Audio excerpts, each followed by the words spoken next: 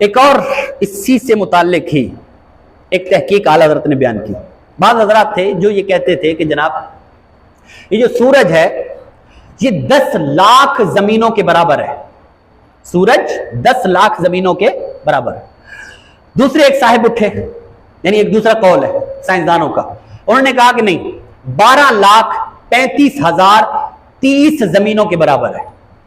पहला 10 लाख, दूसरा है 12,35,030 जमीनों के बराबर। इसके बाद एक और कौल था, वो ये कि 14,10,000 जमीनों के बराबर है।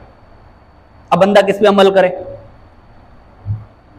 अब ये एक ऐसी चीज थी कि जिसको जांचा जा सकता था, जिसका हिसाब किया जा सकता था। अब इमाम का कलम उठता है, रज़वी कलम में जोश आता है, हरकत पैदा होती है, कलम किल के रजा मुतहर्रिक होता है।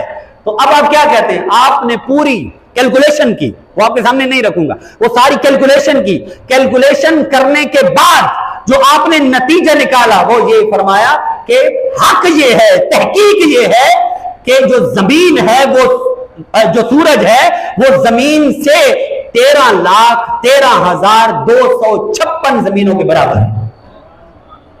ये तहकीक है।